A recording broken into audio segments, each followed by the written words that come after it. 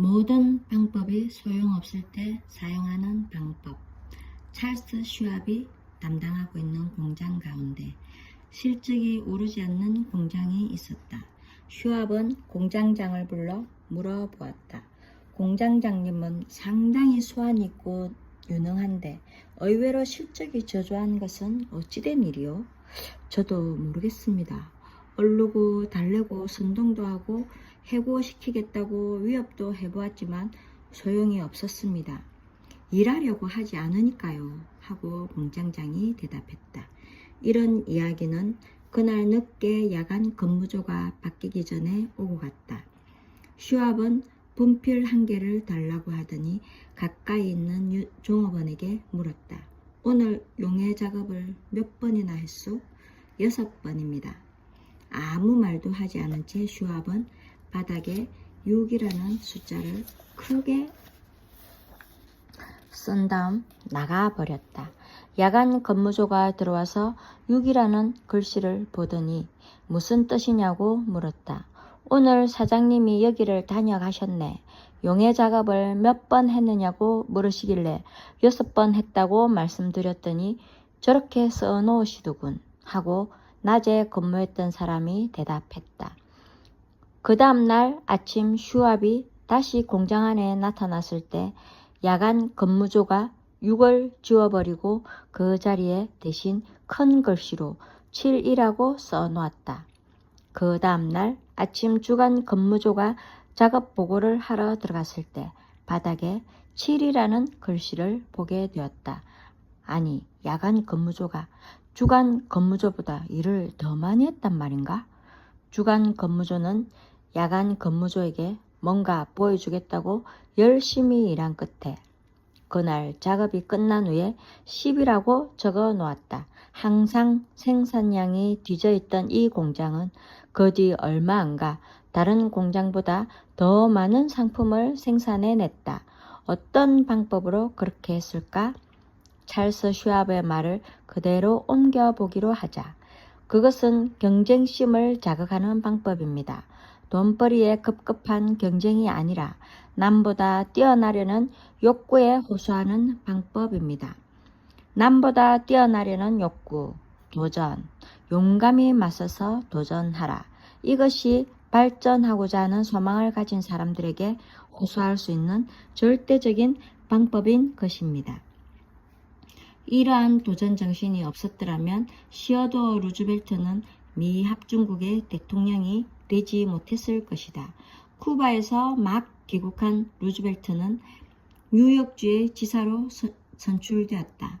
그러나 반대파에서 루즈벨트는 법적으로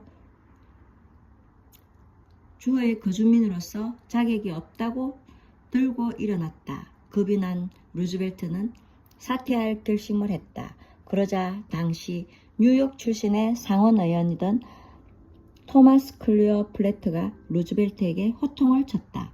그는 시어도 루즈벨트에게 갑자기 항변하듯이 떨리는 목소리로 이렇게 말했다.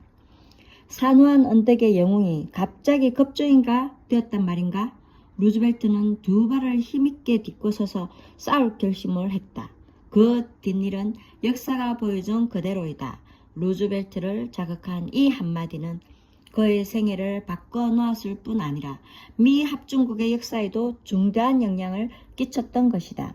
고대 그리스에서 왕의 호위병들의 모토는 모든 이들이 두려워해도 용감한 자는 이를 떨쳐버리고 전진하여 설령 죽게 되더라도 언제나 승리를 거두게 되느니라 였다. 이렇게 두려움을 극복할 기회를 주는 것보다 더 큰 도전이 어디 있겠는가? 알 스미스가 뉴욕의 주지사로 재직하던 시절에 어려운 문제에 봉착한 적이 있었다.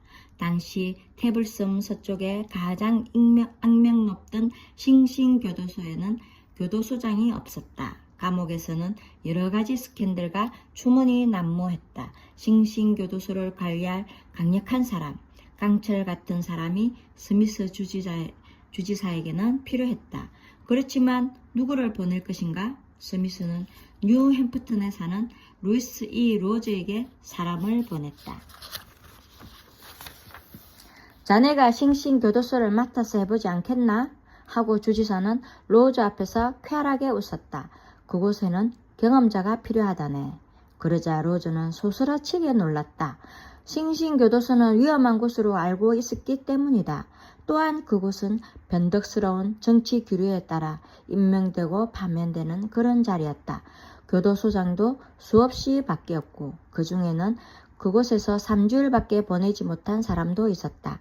심사숙고할 일이었다. 과연 모험할 가치가 있을까? 로즈가 망설이는 것을 본 주지사는 의자 뒤로 몸을 기대면서 여보게, 자네가 겁먹는다고 책망할 생각은 없네. 위험한 곳이니까. 그런 곳에는 정말 대단한 사람만 갈 수 있지. 하고 웃었다. 스미스 주지사의 이 말에 로즈에게 도전 정신을 심어주었다. 그는 대단한 사람을 필요로 하는 직업을 가져보는 것도 좋겠다고 생각했다. 그리하여 그곳으로 가서 당대의 가장 유명한 교도소장이 되었다. 그가 쓴 책, 싱싱교도소의 2만년은 수십만 부가 팔렸다. 감옥 생활에 대해 그가 한 방송가의 이야기가 영화화되었다. 그가 죄수들을 인간적으로 대한 것이 그들을 교화시키는 데 기적을 낳았다. 파이어스톤 타이어 및 고무 제조 회사의 설립자인 하비 S. 파이어스톤은 월급만으로 사람이 모이고 인재가 확보되는 것이 아니다. 일 자체가 그렇게 한다. 라고 말했다. 가장 위대한 행동과학자의 한 사람인 프레드릭 헤르츠버그의 의견도 이와 똑같다. 헤르츠버그는 공장 인부에서 최고 경영자에 이르기까지 여러 사람들의 근무 태도에 대해 깊이 연구했다. 당신은 헤르츠버그가 발견한 동기 유발의 가장 큰 요인이 무엇이라고 생각하는가?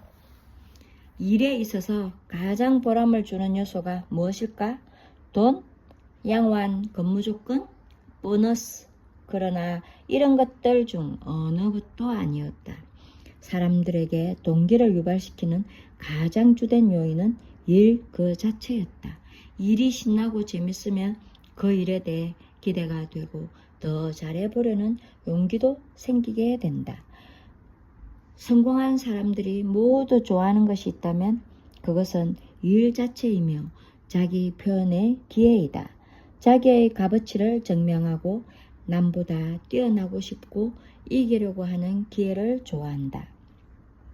도보 경주나 돼지 묶기 대회, 파이 먹기 대회가 열리는 것도 이런 이유 때문이다.